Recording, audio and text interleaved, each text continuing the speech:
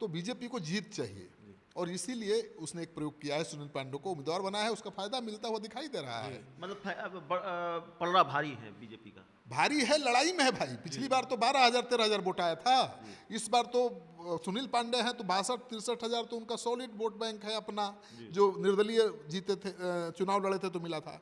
इस बार बीजेपी साथ है तो वोट तो बढ़ेगा। जीतन राम मांझी साथ है, चिराग पासवान है, उपेंद्र कुशवाहा है, बीजेपी है, चिराग, तो फायदा नहीं होगा। तो मुझे लगता है कि वहां इस बार बीजेपी को हराना तरारी में मुश्किल होगा। पनोरमा ग्रुप, जो सोचता है वो करता है। आपके अपने सपनों का आशियाना। नमस्कार, आप देख रहे हैं सिटी पोस्ट और मैं हूं अभिषेक मिश्रा। देखिए, इस वक्त हम फिर बिहार विधानसभा उपचुनाव की बात करेंगे। जिन 4 सीटों पर विधानसभा के उपचुनाव हैं, इमामगंज, रामगढ़, बेलागंज और तरारी। आज बात तरारी से शुरू करेंगे और जाहिर तौर पर हमारे साथ हमारे editor sir Shrikant Pratyush sir हैं। बातचीत सर से इसलिए क्योंकि इन चारों विधानसभा क्षेत्रों का दौरा किया है और इन चारों विधानसभा क्षेत्रों को लेकर जो जानकारियां हैं, अंदर खाने जो खेल चल रहा है इन चारों विधानसभा सीटों पर, उसको अलग अलग वक्त पर हम बताने की कोशिश कर रहे हैं। तो आज तरारी से शुरू करते हैं सर। तरारी में मुकाबला CPI-ML के उम्मीदवार से बीजेपी के उम्मीदवार सुनील पांडे का है।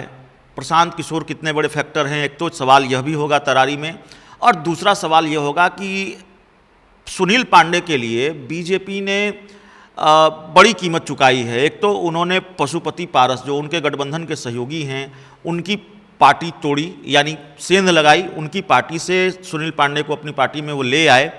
और बीजेपी की प्रकृति ऐसी नहीं है कि वो बाहुबलियों को बहुत तरजीह दे, लेकिन दिया है इस उपचुनाव में सुनील पांडे के बेटे को टिकट दिया है, सुनील पांडे को अपनी पार्टी में शामिल कराया है। भारतीय जनता पार्टी को इसका कोई लाभ मिल रहा है? लड़ाई एक तरफा है, दो तरफा है या त्रिकोणीय है? अभिषेक, हम लोग अब इस वीडियो में केवल तरारी की ही बात करेंगे। आपने कहा कि तरारी में बीजेपी ने एक बाहुबली के पुत्र को अपना उम्मीदवार बनाया है। ये सच है कि बाहुबली हैं और उनके तार रणवीर सेना से भी जोड़े जाते रहे हैं। रणवीर सेना के जो मुखिया थे, जिनकी हत्या हुई, ब्रह्मेश्वर मुखिया, उसको लेकर भी विवादों में रहे हैं। तो ये माना जा रहा था कि ब्रह्मेश्वर मुखिया की हत्या के बाद भूमिहार समाज में उनका रुतबा घट गया होगा, लेकिन मैं गया था। भूमिहार समाज पूरी तरह से गुलबंद दिखाई दे रहा है सुनील पांडे के बेटे के पक्ष में। भूमिहार समाज मान ही नहीं रहा है कि सुनील पांडे का बेटा चुनाव लड़ रहा है, सुनील पांडे ही लड़ रहे हैं। देखिए, समझना पड़ेगा आपको कि वहाँ माहौल कैसा था पहले। आपको पता है कि CPI-ML का सबसे स्ट्रॉन्ग एरिया है वो, बहुत मजबूत पकड़ है उस इलाके में। नरेश राम कभी CPI-ML के बड़े नेता हुआ करते थे। तो CPI-ML का कैरेक्टर भी अलग था, आगे हथियार पीछे राजनीति।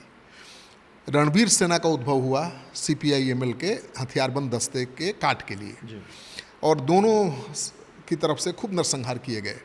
तो दोनों के पक्ष में गोलबंदी भी हुई। CPI-ML के पक्ष में पिछड़ों की गोलबंदी हुई, तो रणवीर सेना के पक्ष में अगड़ों की गोलबंदी हुई, किसानों की गोलबंदी हुई। उसका फ़ायदा CPI-ML को भी मिला और सुनील पांडे को भी मिला, क्योंकि सुनील पांडे, हुलास पांडे ही राजनीति में है, जिनका संबंध रणवीर सेना से जोड़ा जाता रहा है, और वो दोनों में से ही कोई जीतता रहा है। बीजेपी लड़ी वहाँ चुनाव, किसी दूसरे को उम्मीदवार बनाई थी पिछले विधानसभा चुनाव में, लेकिन 13,000 ही वोट आया।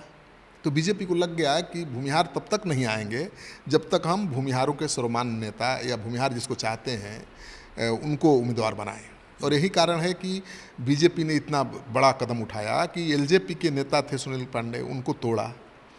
देखिए, एक तरफ पशुपति पारस कर रहे हैं कि हम NDA के हिस्सा हैं, दूसरी तरफ सुनील पांडे को बीजेपी ने तोड़ लिया। सुनील पांडे के लिए इस तरारी की सीट मांग रहे थे पशुपति पारस भाई, लोकसभा चुनाव में न्याय नहीं किया, आप दे दीजिए। आपने प्रेस कॉन्फ्रेंस कर रहे थे, पशुपति पारस, मुझे याद है कि एक सीट मांग रहे थे उपचुनाव में और वो तरारी मांग रहे थे, और इसी आधार पर मांग रहे थे कि निर्दलीय चुनाव लड़े थे सुनील पांडे और उनको 62,000 से ज़्यादा वोट आए थे, 63,000 के आसपास वोट आए थे। तो जिनके लिए वोट सीट मांग रहे थे, बीजेपी ने उन्हीं को अपने वापस बुला लिया। तो एक बाहुबली नेता को बीजेपी ने बुलाया, मतलब बीजेपी किसी भी कीमत पर ये सीट जीतना चाहती है और उसके लिए बड़ा प्रयोग किया है। मुझे लगता है उसका फ़ायदा उसको मिलता हुआ दिखाई दे रहा है।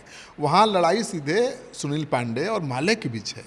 प्रशांत किशोर की जन सुराज वहाँ है, उसका भी असर है, ऐसा नहीं है। उन्होंने किरण देवी को उम्मीदवार बनाया है और किरण देवी मेहनत कर रही हैं, बहुत महिला हैं, उन पर कोई आरोप नहीं है। तो एक अच्छा उम्मीदवार तो दिया है। और उसके पहले किसको उम्मीदवार दिया था आपको पता ही है, एसके सिंह जो सेना के उप प्रमुख रहे हैं, लेकिन वो मैदान से लड़ाई से पहले ही बाहर हो गए। वहाँ दिक्कत क्या है जनसुराज की कि वहाँ एसके सिंह को प्रचार करना चाहिए था, ठीक है, वो मैदान से बाहर हो गए क्योंकि वोटर लिस्ट में नाम नहीं था, दूसरा कैंडिडेट आ गया, तो अब उनको प्रचार करना चाहिए था, उसके लिए वोट मांगना चाहिए था। तो एसके सिंह को तो पूरे बिहार में चारों विधानसभा सीटों पर घुमाना चाहिए था।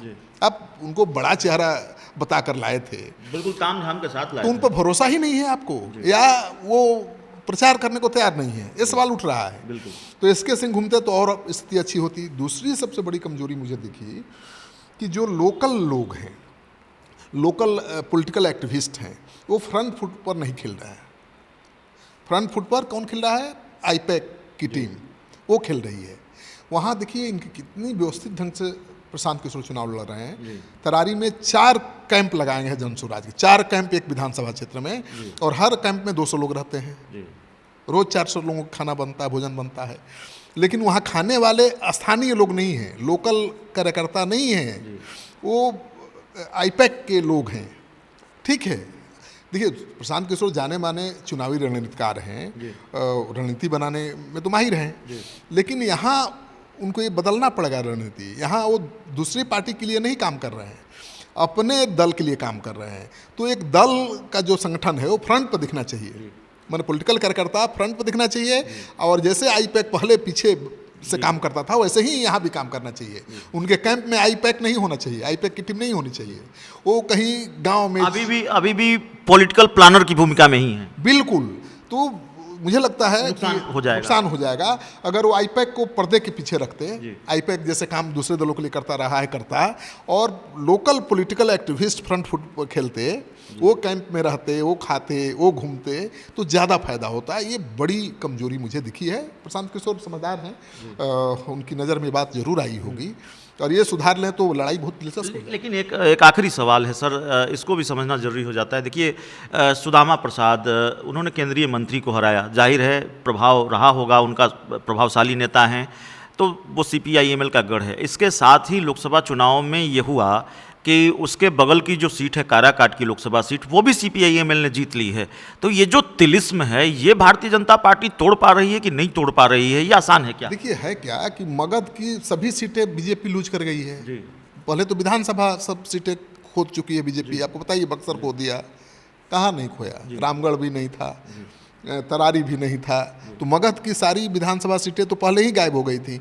लोकसभा की सीटों पर कब्जा था बीजेपी का, बक्सर पर भी था, और काराकाट पर भी था, सासाराम पर भी था, और आरा पर भी था। ये चारों सीटें निकल गई।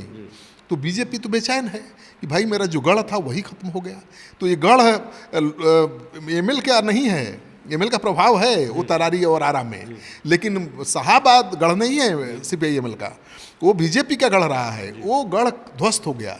तो बीजेपी किसी भी कीमत पर उन लोगों के जरिए भी अपना वापस ताकत पाना चाहती है जो बाहुबली है, जो बदनाम है। अब उसको सुनील पांडे से कोई एलर्जी नहीं है, सूर्यभान सिंह से कोई एलर्जी नहीं है, मुन्ना शुक्ला आ जाए तो कोई परहेज नहीं है।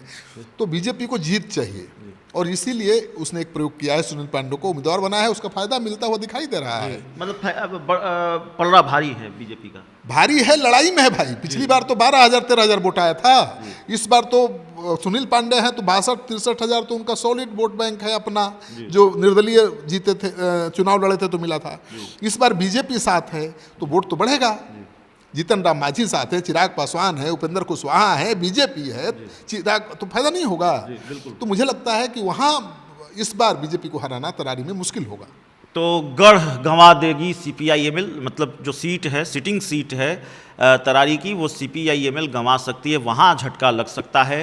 सुनील पांडे भारी पड़ते हुए नज़र आ रहे हैं तरारी में, चूँकि सर गए हैं वहाँ, लोगों से बातचीत की है, वहाँ का मिजाज समझने की कोशिश की है, वहाँ हवा का रुख किस तरफ है उसको भी समझने की कोशिश की है।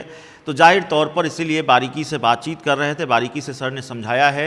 बाकी तो 23 नवंबर को चुनाव नतीजे बताएंगे कि वाकई हवा किस तरफ बह रही थी। बहुत बहुत धन्यवाद।